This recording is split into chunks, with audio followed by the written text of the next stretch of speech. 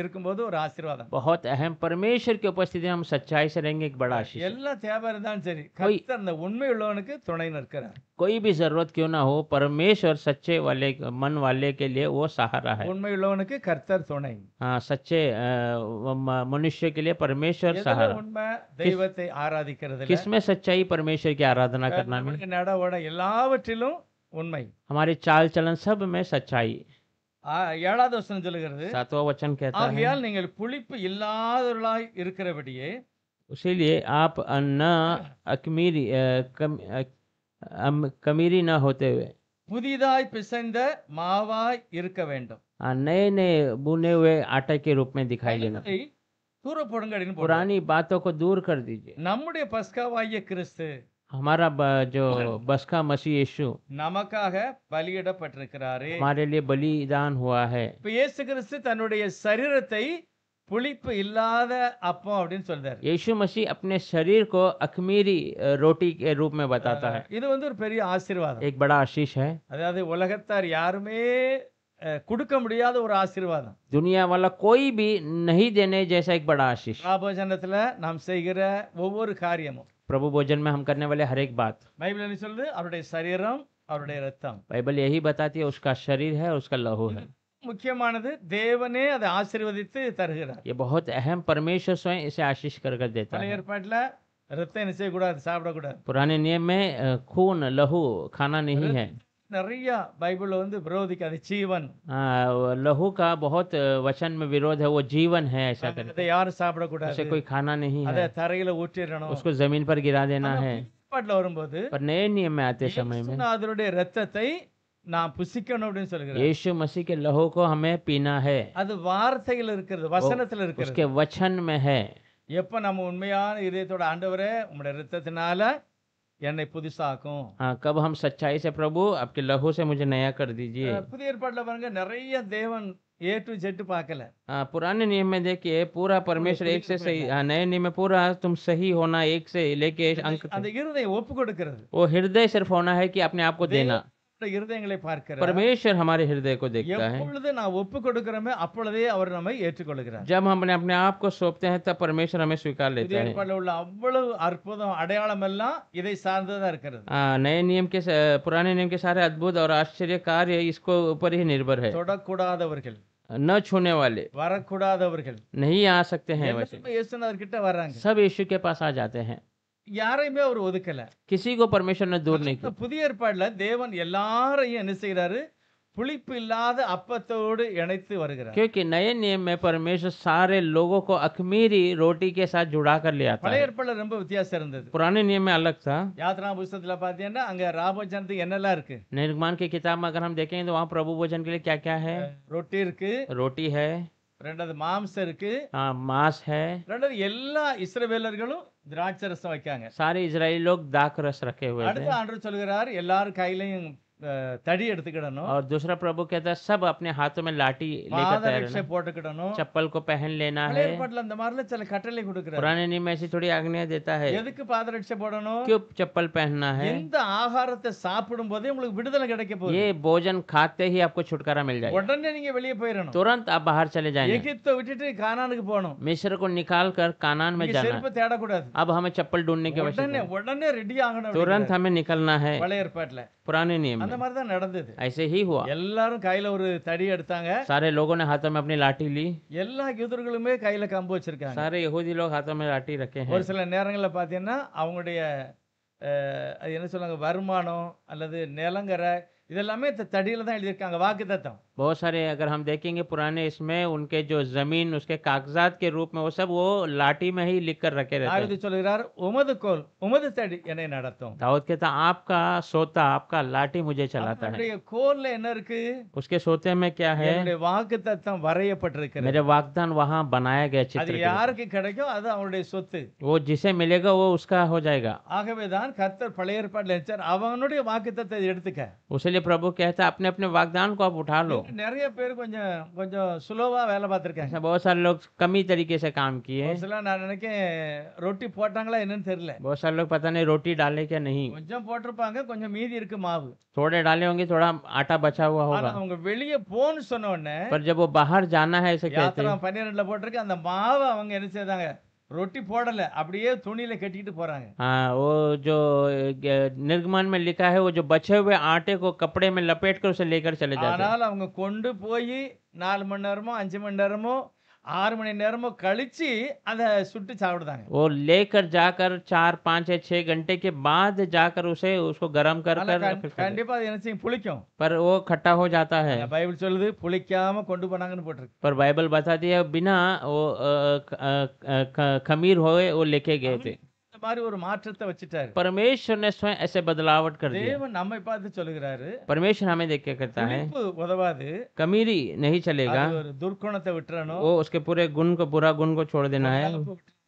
झूठापन को छोड़ देना है, உண்மையை நாம் தெய்வத்தை ஆராதிக்கணும். सच्चाई से हमें प्रभु की आराधना யாரும் करनी, பார்க்க கூடாது. किसी को देखने की ஆண்டவருடைய आवश्यकता नहीं। சமூகத்துல வந்து நம்ம அறிக்கை செய்யணும். हाँ, प्रभु की उपस्थिति में आकर हमें अपने आप को कबूल करना। ஆண்டவரே என்னை ஏற்றுக்கொள்ளுங்க. प्रभु मुझे स्वीकारिए। நல்லா நம்ம தேவனோட பேசணும். हम अच्छे से प्रभु से बातें करना ஏன்னா है। பைபிள் அப்படிதான் சொல்லுது, தேவனோடு பழகிறவன் எப்படி இருப்பான். बाइबल ऐसे ही बताए, जो प्रभु से जो है बातें करता है वो कैसा रहता है। பேதர் சொல்றாரு, பவுல் சொல்றாரு, पौल कहता है யாரிடத்துல மனுஷனுடைய ஆவி இருக்கோ அவன் ஒரு ஆளை பற்றி புரிஞ்சுக்கிடுவான். किसी के पास मनुष्य की आत्मा है, दूसरे व्यक्ति के बारे में जान लेता है। யாரிடத்துல தேவனுடைய ஆவி இருக்கோ அது தேவ சித்தத்தை உணர்ந்துக்கிடுவான். जिसके पास परमेश्वर की आत्मा है वो परमेश्वर की मर्जी को जान लेता है। பவுல் சொல்றாரு, எங்களுக்கோ தேவனுடைய ஆவி இருக்கிறது. पौल कहता है पर हमें तो परमेश्वर का आत्मा है, அப்ப எங்களுக்கு அது புரியும் அப்படிங்கிறார். तो हमें वो समझ आती है। தேவனுடைய ஆவி நமக்கு விடுதலையும் ரட்சிப்பையும் கொடுக்கிறது. परमेश्वर का आत्मा हमें छुटकारा और उद्धार देता है। புதிய ஏற்பாட்டுல ரோமர் 7வது அதிகாரத்துல नए नियम में रोमियो की पत्री 7वां अध्याय में கண்ணீரோடு ஒரு வார்த்தையை 27வது அதிகாரம் 24வது வசனத்துல பவுல் பேசுகிறார். 7 में 24 वचन में पौल बातें करता है। நிர்பந்தம் இந்த மரணத்தை நின்று யார் என்னை விடுதலையாக்குவார்?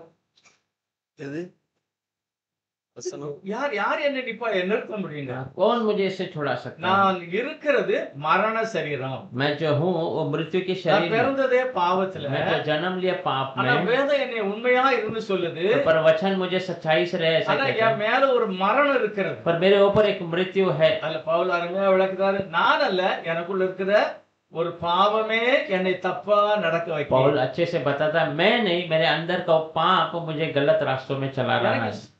मुझे वो मर्जी नहीं है, பாவம் செய்யணும்னு இஷ்டம் கிடையாது. पाप करने का मन नहीं है, ஆண்டவருக்கு விரோதமா இருக்கணும்னு எனக்கு இஷ்டம் प्रभु கிடையாது. के विरोध खड़ा रहना मुझे पसंद ஆனா नहीं है, தெரியாமலே நான் சேர்த்திருந்தேன் அப்படிங்க. पर मैं गलती से उसे कर देता हूँ। வேதம் ஒவ்வொரு தனி மனுஷனுடைய பலவீனத்தையும் பலத்தையுமே கர்த்தர் சொல்லுகிறார். परमेश्वर का वचन हर एक अकेले मनुष्य का कमजोरी और बल को प्रकट करता है। பவுல் தன்னுடைய வாழ்க்கையை சொல்ற, நான் இப்படிதான் இருந்தேன். पौल अपने जीवन की बातों को कहता मैं ऐसा ही था। எதனால? क्यों? கட்டளை ஒரு மனுஷனோட பேசுகிறது. आज्ञा एक मनुष्य के साथ बातें அந்த करती है। கட்டளைக்கு முன்னால சகல விதத்திலும் நான் பலவீனம். वो आज्ञा के सामने सारी तरीके से मैं कमजोर हूँ। நிறைய பேர் சொல்லுவாங்க 613 கட்டளை இருக்குன்னு बहुत சொல்லுவாங்க. सारे लोग हैं 613 आज्ञाएं थी। இந்த கட்டளை எல்லாத்தையும் நான் கடைபிடிச்சு ஒண்ணு நான் தப்பானாலும் எல்லாமே தப்புதான். इस सारी आज्ञा को मैं पालन कर कर अगर एक में मैं गलत हो गया तो पूरी गलत हो जाएगी। அதனாலதான் பவுல் சொல்லுகிறாரு, इसीलिए पौल कहता है நான் செய்யணும்னு விரும்புறதை செய்யல, प्रभु मैं जो करने का चाहता हूँ नहीं कर पा रहा हूँ, விரும்பாததையே मैं செய்தேன். नहीं करना चाहता वो कर रहा ஆகவே हूँ। என் சரீரத்துல இன்னொரு சரீரம் இருக்கு. इसलिए मेरे शरीर के अंदर और एक शरीर है, அது மரண சரீரம். वो मृत्यु का அது शरीर, என்னை அப்படியே தள்ளுது. वो मुझे ऐसे गिरा रहा है, எனக்கு முடியல. मुझसे नहीं हो रहा है। யார் என்னை விடுதலை ஆக்க कौन முடியும்? मुझे इसे छुड़ा सकता है? அடுத்து அவரே சொல்றாரு, இயேசு என்னை விடுதலை ஆக்கினார். उसके बाद वो खुद कहता है यीशु ने मुझे छुड़ाया है। கிறிஸ்தவத்துல ஒரு வெற்றி உள்ள வாழ்க்கை मसीह के अंदर एक विजय का जीवन இல்ல அப்படின்னு சொல்லும்போது கர்த்தர் சொல்றார், நான் இருக்கிறேன் அப்படிங்கிறார். नहीं है ऐसा कहते समय प्रभु कहता है मैं हूँ। எல்லா இடத்திலுமே தேவன் தன்னுடைய ஜனங்களை வெற்றியடைய செய்கிறார். सारे जगहों पर परमेश्वर अपने लोगों को विजय दिलाता है, பொருளாதாரமானாலும் சரி, விசுவாசமானாலும் சரி. पैसे की रीति हो या विश्वास की जिंदगी हो। ஆண்டவரே யார்கிட்ட இல்லப்பா, प्रभु मेरे पास नहीं है। அவர் சொல்றார், நான் உன்னை விட்டு விலகுவதும் இல்லை, உன்னை கைவிடுவதும் वो இல்லை. कहता मैं तुमसे ना कभी दूर होऊंगा ना कभी तुम्हें त्यागूंगा। இது எப்படி தேவன் நமக்கு एक தருகிறார்? ऐसा प्रभु हमें देता है। யோவான் 8வது அதிகாரத்துல यूहन्ना 8वां अध्याय 34வது வசனம். चौथी யோவான் वचन 8ல 34வது வசனம். 8 में चौथी यूहन्ना। இயேசு அவர்களுக்கு பிரத்யட்சமாக பாவம் செய்கிறவன் எவனும் பாவத்துக்கு அடிமையா இருக்கிறான் என்று மெய்யாகவே மெய்யாகவே உங்களுக்கு சொல்கிறேன்। यीशु ने उनको उत्तर दिया, मैं तुमसे सच सच कहता हूँ कि जो कोई पाप करता है वह पाप का दास है। அது பாவம் செய்யலாம், பாவத்துக்கு அடிமை. जो पाप करते हैं वो पाप के गुलाम है, ஆனா दास है। எப்படி விடுதலை पर ஆகிறீர்கள்? उसमें कैसे छुड़ाए जाते हैं? 31வது வசனம் சொல்லுகிறது, 31वां वचन कहता है, இயேசு தம்மை விசுவாசித்த யூதர்களை நோக்கி, यीशु अपने विश्वास करने वाले यहूदियों को देखकर, நீங்கள் என் உபதேசத்தில் நிலைத்திருந்தால் अगर आप मेरे उपदेश में बने रहेंगे तो மெய்யாகவே என் சீசரா இருப்பீர்கள். सच में मेरे चेले बने रहोगे। இந்த சீசர்கள் வெறும் 12 பேர் மட்டும் இல்ல, அவரை நம்புது எல்லாரும். चेले मतलब केवल 12 लोग ने उसमें भरोसा करने वाले सारे। யாரெல்லாம் அப்பா ஏசப்பா தெய்வம் நம்புதாங்களோ அவங்க எல்லாருமே சீசர்கள் जो தான். जो यीशु मसीह को खुदा के रूप में मानते हैं वो सब चेले ही है। அப்ப அந்த உபதேசத்தை நான் ஏற்றுக்கொண்டா நான் யாரு? तो उस उपदेश को मैं स्वीकार लूंगा तो मैं நான் कौन हूं? சீசன். मैं चेला हूँ, நான் தேவனுடைய பிள்ளை. मैं प्रभु का बेटा அவருக்கு हूँ, பின்னால போகக்கூடியவங்க, उसके पीछे ही जाने அவர் वाले हैं। என்ன சொன்னாலும் கேட்கக்கூடியவங்க तो தான் சீசர்கள். जो भी कहेंगे सुनने वाले ही चेले हैं। அடுத்து 32வது வசனம் சொல்லுது பாருங்க, 32वां वचन कहता யார் है, இப்படி அவருக்கு பின்னால சீசர்களாய் மாறிட்டாங்களோ, जो उसके पीछे चेले में बदल जाते हैं। 32வது வசனம் சொல்லுது, 32वां वचन कहता है, சத்தியத்தையும் அறிவீர்கள், சத்தியம் உங்களை விடுதலையாக்கும் என்றார்। तुम सत्य को जानोगे और सत्य तुम्हें स्वतंत्र करेगा। என்ன அர்த்தம்? इसका मतलब क्या है? சத்தியம் என்னது? सच्चाई क्या है? இயேசுவே சத்தியம். यीशु ही सच्चा है, அவர்தான் ஜீவன். वही जीवन है। அந்த உண்மையை சத்தியம்னா இயேசுவானவரை நான் புரிந்து கொள்கிறேன். वो सच्चाई है कि यीशु को मैं समझना है। இயேசுவானவரால முடியாது ஒண்ணுமே இல்ல. यीशु मसीह से कोई बात असंभव नहीं है। எப்படிப்பட்ட கொடிதான மனிதனையும் தேவன் பரிசுத்தவனாய் மாற்றுகிறார். कोई भी कठोर मनुष्य को परमेश्वर पवित्र कर देता है। எவ்வளவு அசிங்க பிடிச்சவரை நாற்றம் எடுத்தவனையும் ஆண்டவர் वो பரிசுத்தப்படுத்துகிறார். इतना भी अशुद्धता और दुर्गंध वाले को भी परमेश्वर पवित्र करता है। सच्चाई को भी तुम जानोगे तो वो सच्चाई तुम्हें छुड़ा देगा। அதாவது அறிஞ்சிச்சுன்னா அவர்கிட்ட சரண்டர் ஆயிருதான். अगर वो जान लेंगे तो वो उसके अधीन हो जाएंगे। அதனாலதான் கர்த்தர் சொல்றார், நீ சத்தியத்தை அறிஞ்சுக்கிட்டான்னா கண்டிப்பா நீ விடுதலை உனக்கு. इसलिए प्रभु कहता है तो सच्चाई को जान लेगा तो निश्चय तुझे छुटकारा है। அதுக்கு அடுத்து உனக்கு அடிமைத்தனம் இல்ல. उसके बाद तेरा गुलामी नहीं है। 36வது வசனம் சொல்லுகிறது, 36वां वचन कहता है, ஆகையால் इसलिए குமாரன் உங்களை விடுதலையாக்கினால் पुत्र अगर तुम्हें छुड़ा दिया மெய்யாகவே விடுதலை. तो तुम सच में छुटकारा पाओगे। பஸ் அவர் சொன்னா விடுதலை தான். अगर वो कहेगा तो छुटकारा है। கொஞ்சம் யோசித்து பார்த்தோம்னா अगर सोच कर देखेंगे तो கெத்செமனே தோட்டத்துல இருந்து ஒரு முறை ஆண்டவர் சொல்கிறாரு, गेत्सेमने बाग में एक बार प्रभु कहता है, எனக்கு வந்த எல்லா பிரச்சனையிலையும் நீங்க தான் என் கூட இருந்தே அப்படிங்க. मेरे पास आने वाले हर एक समस्याओं में आप लोग ही मेरे साथ थे। அந்த 11 பேரை பார்த்து பேசுறாரு. 11 लोग को देखकर कहता है, இயேசு கிறிஸ்து வந்த எல்லா பிரச்சனையிலும் நீங்க தான் என் கூட இருந்தீங்க. यीशु मसीह कहता है मेरे पास आने वाले हर एक परेशानियों में तुम मेरे साथ थे। ஆனா கொஞ்சம் பொறுத்து எல்லாரும் ஓட போறாங்க. अब थोड़ी ही देर में सब लोग छोड़कर जाने वाले ஆனா हैं। அத மனசுல வச்சுக்கிட்டு கர்த்தர் பேசல. पर उसको रखकर प्रभु बातें नहीं किया। இன்னும் இவங்க என்ன செய்வாங்க? और ये लोग क्या करेंगे? கர்த்தருக்காக நிற்பார்கள். परमेश्वर के लिए खड़े रहेंगे। தேவனுடைய பார்வை நாளைக்கு என்ன நடக்க போகுது அதத்தான். परमेश्वर की जो नजरें कल जो होने वाली है उसके बारे में ही है। சொல்றாரு, எல்லா பிரச்சனையிலும் நீங்க என் கூட இருந்தீங்க. अभी कहती है सारे परेशानियों में तुम लोग मेरे साथ थे। ஆனா பிரச்சனை வரும்போது ஓடுதாங்க. अभी परेशानी आते वो लोग छोड़कर चले ஆனா जाते हैं। அடுத்து கடைசி மட்டும் அவங்க தான் நிக்காங்க. उसके बाद आखिरी तम तक वो उनके साथ है। அதுதான் தேவனுடைய அனந்த ஞானம் அன்பு. वही परमेश्वर का अनंत ज्ञान और प्रेम है। அத உண்மையில யாரும் அத கிரகிக்கவே முடியாது. कोई भी उसे जो है ग्रहण नहीं कर सकता। அது எப்படி தெரியப்படுத்தாங்க பாருங்க. वो कैसा मालूमात कराता है ஒரு देखिए। பாவியான ஸ்திரீ வாரா, एक पापी स्त्री आती है, வாயே பேசல, बात ही नहीं किया, அப்படியே அவருடைய கண்ணீரை ஆண்டவருடைய சமூகத்துல ஊத்துதா. अपने आंसुओं को परमेश्वर के चरणों में गिरा देती। எல்லாரும் அவ்வளவுதான் பாக்காங்க. सारे लोग उसे देखते हैं। அவர் விருந்துக்கு கூப்பிட்ட சீமோன் சொல்லுதான், மனசுல நினைக்கான், उसको जो खाने में बुलाने वाले शिमोन मन में सोच रहा है அந்த பொம்பளை சரியே கிடையாது. वो औरत तो ठीक नहीं थी, ஆனா நம்ம ஒரு தீர்க்கதரிசனம் சொல்லி சாப்பிட வர पर கூட்டிட்டோம். मैंने तो इसे भविष्यवक्ता के रूप में भोजन के लिए बुला लिया। என்ன தொடாதன்னு சொல்ல மாட்டேங்காரு. वो कह क्यों नहीं रहा है कि मुझे छू मत இவர் करके? உண்மையிலே ஒரு சரியான தீர்க்கதரிசி இல்லையோ? तो इसका मतलब ये सही भविष्यवक्ता नहीं है क्या? அப்படி அந்த சீமோன் டவுட் நினைக்கிறார். ऐसा सीमोन मन में सोच रहा है। உண்மையிலே நல்ல ஒரு வசதியான மனுஷனா தான் இருப்பான். अच्छा एक धनवान मनुष्य ही होगा। 12 15 20 ஆளுக்கு அவன் சாப்பாடு கொடுக்கான். 12 15 20 लोग से अधिक लोगों को भोजन दे रहा है, ஏன்னா அவருக்கு விருந்து வைக்கும்போது நிறைய பேர் வருவாங்க. क्योंकि उसको भोजन देते समय बहुत सारे लोग आएंगे। அப்படி சாப்பிட்டு இருக்கும்போது இந்த சிஸ்டர் வந்து என்ன செய்தாங்க, அவருடைய பாதத்துல அழுது ऐसे கண்ணீரை வடிக்கிறார். भोजन खाते समय ये बहन आकर अपने आंसू से परमेश्वर के चरणों को அவ வாயில ஒண்ணுமே பேசல. वो मुंह से कुछ बोली ஆனா नहीं, கர்த்தர் சொல்லுகிறார், और परमेश्वर कहता है, சீமோனே, हे सीमोन, ஒருத்தன் நிறைய கடன் பட்டிருந்தான், एक व्यक्ति बहुत उधार लिया था, ஒருத்தன் கொஞ்சம் கடன் பட்டிருந்தான். एक थोड़ा सा उधार लिया। இதுல ரெண்டு பேர்ல யாரு அதிகமாய் அன்பாய் ये இருப்பான்? दोनों में कौन अधिक प्रेम करेगा? சீமோன் சொல்றாரு, நான் நினைக்கிறேன் யாருக்கு அதிகமா மன்னிக்கப்பட்டதோ அவன் தான். मैं सोच रहा हूँ जिसको ज्यादा माफी मिली वही रहेगा। உடனே கர்த்தர் சொல்றார், இவள் செய்த அநேக பாவங்கள் இவளுக்கு மன்னிக்கப்பட்டது. तुरंत परमेश्वर कहते हैं, इसने किए हुए बहुतायत पाप अब भी क्षमा हो चुके हैं। தேவனுக்கு முன்னால அந்த சிறியும் பாவிதான், சாப்பிட கூப்பிட்டு அந்த மனுஷனும் तो பாவி. परमेश्वर के नजरों में उस बहन भी पापी है और बुलाए भोजन के लिए बुलाए सिमियोन भी पापी है। அவன் சொன்னானா, நான் என் பாவத்தை மன்னின்னு சிமியோன் சொல்லவே இல்லை. सिमियोन ने बोला कि मेरे पापों को आप क्षमा कीजिए, ஆனா இவளும் சொல்லல. इसने भी नहीं बोला। தேவன் அவனுடைய இருதயத்தை பார்க்கிறாரு. परमेश्वर उनके हृदय को देखता है, அவங்கள கூப்பிட்டு தன்னுடைய வீட்டுக்கு வந்துட்டு போனா நல்லது. उनको बुलाकर मेरे घर पर आके जाएंगे तो अच्छा रहेगा। இயேசுவை நேசிக்கிறது எப்படி காமிக்காங்க, வீட்டுக்கு வாங்க. यीशु को ऊपर प्रेम रखना वो कैसे प्रकट करते हैं? आओ घर पे आइए। வாய்னாலெல்லாம் ஒண்ணும் பேசல. केवल मुंह से बोले नहीं है, தேவன் இருதயத்தை பார்க்கிறார். परमेश्वर हृदय को देखता है। இருதயத்துல ஒரு மனஸ்தாபம், हृदय में एक पश्चाताप, அவர் குற்றவாளி, मैं एक दोषी हूँ ஆனா தேவன் என்னை மன்னிக்கணும். और परमेश्वर मुझे क्षमा இந்த करना है। எண்ணம் வரும்போதுதான் கர்த்தர் அவளை மன்னிக்கிறார். ये विचार आते समय परमेश्वर में क्षमा करता है। ஆண்டவருடைய ஆசீர்வாதம் வந்து ரொம்ப விசேஷம். परमेश्वर का आशीष बहुत विशेष புதிய है। ஏற்பாட்டுல பாத்தீங்கன்னா ஆண்டவர் என்னெல்லாம் செய்யறாரு. नए नियम में अगर आप देखेंगे तो प्रभु क्या क्या करता है? ராபோஜனத்துல கால் கழுவணும் அப்படிங்கிறார். प्रभु भोजन में पैर धोना है, ऐसा कहता எதுக்காக? है। किस लिए?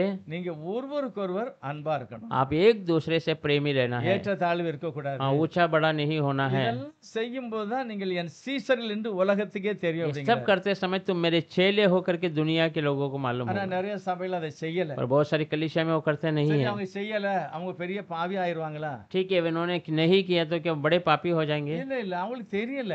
नहीं नहीं, उनको पता ஆனா नहीं है। தேவன் எவனிடத்தில் அதிகம் கொடுக்கப்பட்டதோ அவனிடத்தில் அதிகம் पर கேட்கிறார். परमेश्वर जिनके पास अधिक दिया गया उससे अधिक पूछ रहा है। அப்ப யாருக்கு தெரியுதோ அவங்க கண்டிப்பா அதை तो கடைபிடிக்கணும். जिसको मालूम है वो उसको पालन करना जरूरी है। புதிய ஏற்பாட்டுல என்னெல்லாம் வச்சிருக்காங்க? नए नियम में क्या क्या रखे हैं? மாம்சம் இருக்கு, ரொட்டி இருக்கு, திராட்சரசம் இருக்கு. मटन है, रोटी है, दाखरस है। ஒரு சரித்திரத்துல ஒருவர் சொல்லுகிறார், एक इतिहास की किताब में एक व्यक्ति कहता है, புதிய அதாவது ஆண்டவருடைய அந்த இஸ்ரேல்ல வந்து சேர்ந்த பிறகு इजराइल में आने के बाद அவங்க என்னெல்லாம் வச்சு அந்த இது பஸ்காவை கொண்டாடினாங்களா? क्या क्या रख कर वो जो फसह के त्योहार को मनाए? ரொட்டி, रोटी, மட்டனு, मटन, திராட்சரசம், दाखरस। ஒரு வாட்டில கடல்ல உள்ள தண்ணி, உப்பு தண்ணி, एक वाटी में समुद्र के थोड़े से पानी, नमक का ஒரு சின்ன கூடாரம். एक छोटा सा तंबू। இது எல்லாம் சொல்றாங்க. வனாந்தரத்துல எங்க முன்னோர்கள் வரும்போது செங்கடல் வழியா வந்தாங்கல்ல, அதுக்கு அடையாளம் தான் உப்பு தண்ணி. वो कहते हैं कि जंगलों के रास्ते से हमारे जो बुजुर्ग आ रहे थे वो लाल समुद्र को पार किया, उसके लिए वो नमक का पानी। நினைவு கூர்ந்து தான் அதை செய்தாங்க. ये सारी बातों को याद कर कर उसे करते हैं। நம்மிடத்துல என்னத்தை पर எதிர்பார்க்கிறேன்? नए नियम में हमसे क्या वो मांगना चाहता है? எல்லாத்தையும் இதை கொண்டு வான்னு சொல்லல. ये सब लेके वैसा नहीं कहता है। கடைசியில நம்மை பார்த்து ஒரே ஒரு காரியம் சொல்லுகிறார். आखिर में हमें देखकर एक ही बात कहता है, உண்மை உள்ளவங்களா இருக்கணும். सच्चाई से रहना है, தேவனுக்கு முன்பாக உண்மையா இருக்கணும். प्रभु के सामने सच्चाई। தேவன் வந்து அதை ரொம்ப முக்கியப்படுத்தார். प्रभु उसे बहुत अहम करता है। எபேசியருக்கு எழுதின நிருபம் एफेसियों के किताब में 5வது அதிகாரம் 5वां अध्याय அஹ், ஒரு ஒரு ஒரு பெரிய பட்டியலே பவுல் எழுதுகிறார். बड़ा सा जो बातों को पढ़ने पौल लिखता है। 14வது வசனம் பாத்தீங்கன்னா 14 वचन अगर हम देखेंगे तो 5வது அதிகாரம் 14வது வசனம். 5वां अध्याय में 14। ஆதலால் தூங்குகிற நீ விழித்து மரித்தோரை விட்டு எழுந்திரு, அப்பொழுது கிறிஸ்து உன்னை பிரகாசிப்பிப்பார் என்று சொல்லியிருக்கிறார். इस कारण वह कहता है, हे सोने वाले, जाग और मुर्दों में से जी उठ, जो मसीहा का ज्योति तुझ पर चमकेगा। அதாவது நீ என்ன செய்யணுமா? தப்பான இடத்துல இருக்கக்கூடாது, மரித்தோரை விட்டு எழுந்துரு அப்படின்னா அவிசுவாசிகளோட அதிகமாக நீ டைம் பாஸ் பண்ணாத, இயேசு பக்கத்துல வா. वो कहता है तो गलत रास्ते में लोगों के साथ नहीं बैठना है, सही रास्ते में ना, गलत व्यक्ति के साथ अपना समय बर्बाद नहीं। ஆண்டவருடைய சமூகத்துல வந்துட்டனா परमेश्वर की उपस्थिति में आ गया तो கிறிஸ்து உன்னை பிரகாசிக்க வைப்பார். मसीह तुझे उजाले के रूप में बना दे, அவரே அதை செய்வார். वो खुद इसे करता है। நம்ம நினைப்பது எப்படி நடக்கும் हम அப்படின்னு. सब सोच रहे हैं कैसा संभव है, கண்டிப்பா நடக்கும். निश्चय वो होगा। தேவன் ஒரு பெரிய மாற்றத்தையும் மாறுதலே செய்திருந்தாரு. परमेश्वर एक बड़े बदलावट को और अलगपना को कर நிறைய देता है। காரியங்களை நம்ம இப்படி எல்லாம் செய்தாதான் அப்படி இல்ல. தெய்வ சமூகத்துல கொஞ்ச நேரம் உட்கார்ந்து வேத வாசித்து ஜெபம் பண்ணாலே நிறைய காரியம் மாறுது. बहुत सारी बातों को हम ऐसे करेंगे ऐसा सोचते हैं, ऐसा नहीं है। प्रभु की उपस्थिति में थोड़ा समय बैठकर वचन पढ़ेंगे तो चीजें बदलती நிறைய है। பேர் வேதம் வாசிக்கும் போது சில வியாதி போயிருது. बहुत सारे लोग वचन पढ़ते समय बीमारी चली जाती है, நிறைய நிறைய பிரச்சனை எல்லாம் மாறிடுது. बहुत सारी परेशानियां बदल जाती தரித்திரம் மாறுது. है, गरीबी बदल जाती அந்த है, சமாதானம் இல்லாத தன்மை மாறுது. बिना समाधान का वो मन, वो जो विचार बदल जाते हैं। எப்படின்னா வார்த்தையை வாசிக்க வாசிக்க தேவனுடைய ஆவியினால அவங்க பிரகாசமா மாறிடுறாங்க. ये कैसा है, परमेश्वर का वचन पढ़ते पढ़ते उनका मन वो प्रकाशित हो जाता है। பிரகாசம் வந்துட்டுனா இருட்டு போயிடும். प्रकाश आ गया तो अंधकार चले கிறிஸ்து जाएगा। இருந்தாருன்னா நம்முடைய வாழ்க்கையில ஒரு பிரகாசம். मसीह रहेगा तो हमारे जीवन में एक बड़ा அடுத்து அவர் प्रकाश। நிறைய பட்டியல் சொல்றாரு. उसके बाद और बहुत सारी, ஆனபடியினால் நீங்கள் ஞானம் அற்றவர்களாக நடக்க கூடாது. इसीलिए आप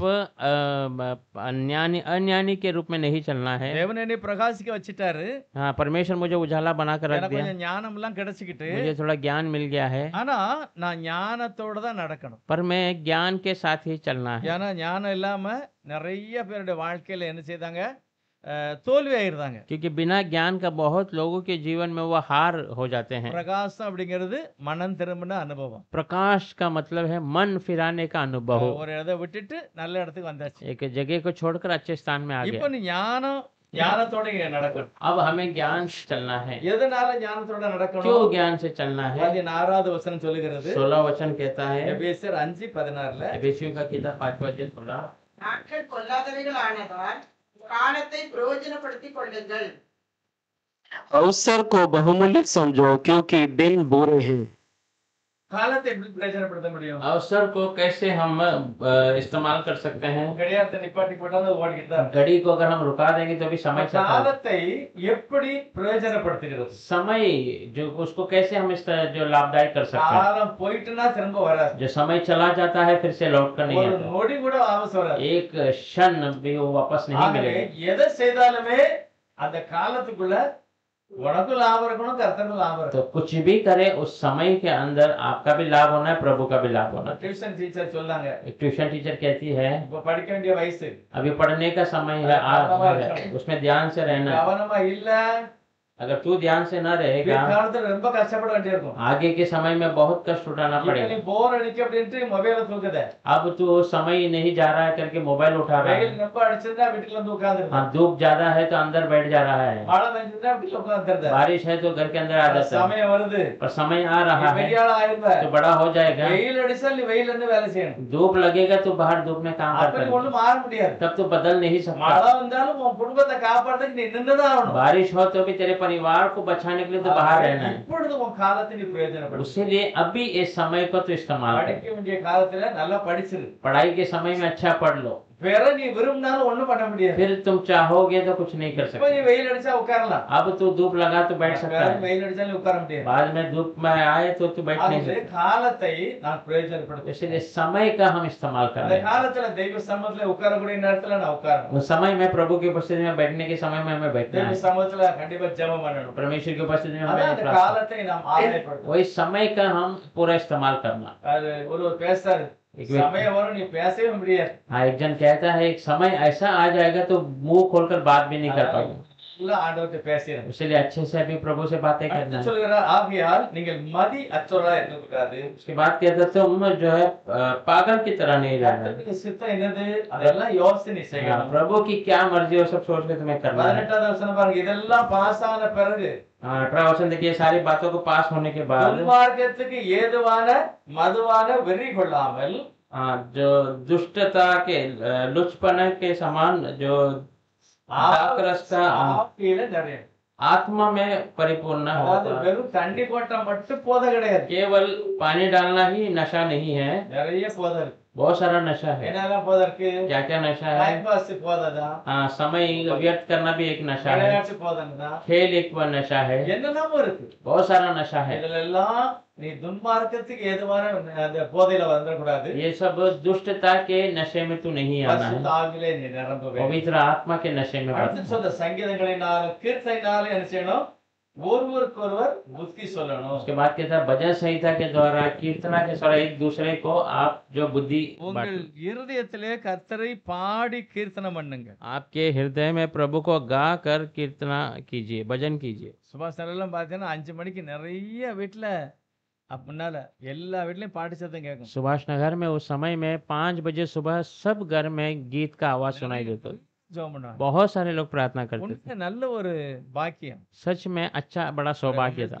அவங்க சபை எல்லாத்துலயும் ஒரு வளர்ச்சி. उनके जीवन में नहीं, उनका कलीसिया में, उनके घर में, सब में बढ़ोतरी। தேவன் இதெல்லாம் பார்த்துக்கிட்டே प्रभु இருக்கிறார். ये सारी बातों को देख रहा है। கொடுக்கப்பட்ட காலத்தை பிரயோஜனப்படுத்திக் கொள்ளணும். दिए हुए समय का इस्तेमाल करना காரணம் चाहिए। நமக்காக இயேசு எல்லாத்தையும் செய்து வைத்திருக்கிறார். कारण प्रभु यीशु हमारे लिए सब कुछ पूरा कर दिया கல்வாரி है। சிலுவையில எல்லாம் ரெடி. कलवारी क्रूस में सब कुछ तैयार அந்த है। ரெடியான காரியம் கிடைச்சாலும் என்னுடைய வாழ்க்கையில என்ன செய்யணும்? இதெல்லாம் கடைபிடிக்கணும். पूरा तैयार होके चीज मिला तो भी हम अपने जीवन में उसका पालन करना है। 14வது வசனம் ரொம்ப முக்கியம். ஆகவே நீ தூங்குறதை விட்டு என்ன செய்யணும்? வெளியே வந்துடணுங்க. हाँ, उसके बाद वो वचन कहता है कि तुम जो नींद में है उसमें से उठ कर बाहर आना है। ஆண்டவர் மகிமையான ஒரு காரியத்தை தம்முடைய ஜனங்களுக்கு செய்வார். परमेश्वर महिमा के कार्य को अपने लोगों के लिए करता है। அவர் ரொம்ப எல்லாரையும் எல்லாரையும் இந்த விஷயத்துல தப்பு இந்த விஷயத்துல தப்புன்னு சொல்ல மாட்டார். वो हमेशा आपको ये गलत है वो गलत है ऐसा टोकता नहीं रहता है। ஆண்டவர் கண்டிப்பா வேத வாசிக்கும் போது நம்மளுக்கு உணர்த்தாரு. परमेश्वर जब हम वचन पढ़ते हैं हमें वो जो है सिखाता है। மாறுவோம். हम इसमें सच में बदलेंगे, கர்த்தர் மாற்றுவார். परमेश्वर बदलेगा। எல்லாத்துலயும் மேன்மை தெரியுமா? ஒரு பெரிய சமாதானம், सबसे बड़ा महिमा एक बड़ा ஒரு समाधान है, ஆரோக்கியம், एक चंगाई। அவங்க அவங்க செய்கிற வேலையில ஒரு நிறைவு. वे करने वाले काम में एक परिपूर्णता। சாப்பாடு ஆக்குதாமா அது நல்லா இருக்கணும். भोजन कर रहे हैं वो उसमें अच्छा रहना है। வேலைக்கு போயிருக்கிறோமா அது நல்லா இருக்கணும். काम में जा रहे हैं वो अच्छा रहना है। படிக்கிறோமா அது நல்லா இருக்கணும். पढ़ाई कर रहे हैं हाँ वो अच्छा வேற रहना है। என்னத்த இந்த உலகத்துல சாதிக்க முடியும்? और क्या इस दुनिया में आप अलग सोच कर நமக்கு सकते हैं? கொடுக்கப்பட்ட அந்த காரியத்துல ஒரு சமாதானம் ஒரு ஆசீர்வாதம் இருக்கணும். हमें दिए हुए इस कार्य में एक समाधान और एक आशीष அது रहना है। இயேசுநாதர்னால மட்டும்தான் கிடைக்கும். वो प्रभु यीशु मसीह के द्वारा ही அவரே मिलेगा। சொல்றாரு என்னை எல்லாம் நீ ஒண்ணுமே பண்ண वो முடியாது. खुद कहता है मुझे छोड़ तो इस दुनिया में कुछ नहीं कर குறுக்கு सकता। வழியில எல்லாம் ஒண்ணும் பண்ண முடியாது. हाँ, कमर दर्द है कुछ नहीं कर सकते தெய்வ हैं। சமூகத்துல நான் காத்திருக்கும் போது கர்த்தர் பெரிய ஆசீர்வாதத்தை தருவார். परमेश्वर की उपस्थिति में हम बने रहेंगे तो परमेश्वर बड़ा ஆகவே आशीष देता है। துர்க்குணத்தையும் பொல்லாப்பையும் நீக்கி உண்மையாய் இருப்போம். கர்த்தர் நம்மை ஆசீர்வதிப்பார். दुष्टता और बुराई को छोड़कर सच्चाई से रहेंगे, प्रभु हमें आशीष கர்த்தர் करेगा। நம்மை ஆசீர்வதிப்பாராக. प्रभु हमें आशीष करें। கொஞ்ச ஜெபம் பண்ணலாம். थोड़ी देर के लिए हम प्रार्थना நம்முடைய குறைகளை करेंगे, ஒப்பு கொடுப்போம். अपनी कमियों को प्रभु के हाथों में देंगे। ராமஜனத்துக்கு ஆண்டவரே எங்களை தகுதிப்படுத்துங்க. इस प्रभु भोजन के लिए प्रभु आप हमें काबिल बनाइए। பவுல் சொல்கிறார் யார் இந்த மரண சரீரத்தை என்னை விடுதலையாக்குவா? पौल कहता कौन मुझे ये मृत्यु के शरीर से छुड़ा देगा? தப்பான எண்ணம் தப்பான சூழ்நிலை எல்லாத்தையும் கர்த்தர் விடுதலையாக்குவார். ये बुरे विचार बुरी बातों से सबसे प्रभु छुड़ा देगा। சமாதானம் एक समाधान கர்த்தர் தருவார். परमेश्वर देगा। அவர் நல்லவர். वो अच्छा है, அவர் மகிமையான காரியங்களை செய்வார். वो महिमा के कार्य को करता கர்த்தர் है। நம்ம எல்லாரையும் கண்டிப்பா ஆசீர்வதிப்பார். प्रभु हम सबको कैसे भी இந்த आशीष நேரத்துல நம்ம எல்லாரும் தேவ சமூகத்துல அறிக்கை செய்யணும். ये सब हमारे हम सब प्रभु के सामने से कबूल कर ஆண்டவரே, लें। சீசர்கள் எல்லாரும் இந்த ராபோஜன நேரத்துல நிறைய காரியம் தெரியாது அவங்களுக்கு. हाँ, चेले लोग को इस प्रभु भोजन के समय बहुत सारी बातें पता नहीं थी। நிறைய என்னெல்லாம நடக்க போகுது बहुत- ஓடிடுவாங்க அவங்க எல்லாம். बहुत सारी बातें होने वाली है, हम सब छोड़ के चले जाएंगे, ये सब उन्हें पता नहीं। ஆனா கர்த்தர் அவங்கள விடவே இல்லை. और परमेश्वर ने उन्हें छोड़ा नहीं। அவருடைய குறைகள் எல்லாம் மன்னிச்சு பரிசுத்தப்படுத்தினார். उनकी सारी कमियों को क्षमा किया और पवित्र किया। நம்ம சோம் நேசப்பா எங்களையும் பரிசுத்தப்படுத்துங்க. हम भी कहेंगे प्रभु यीशु हमें भी நாங்களும் இந்த மகிமையான அந்த ஓட்டத்துல தேவனோடு நடக்கிற அனுபவத்தை எங்களுக்கு தாரும். हम भी इस महिमा के दौड़ में प्रभु के साथ चलने का अनुभव दीजिए। உண்மையோட துப்புர உள்ளவர்களாக सच्चाई के साथ उसका योग्य बनकर எல்லாரும் வாய் திறந்து சோம் सब मुंह खोलकर प्रार्थना करेंगे।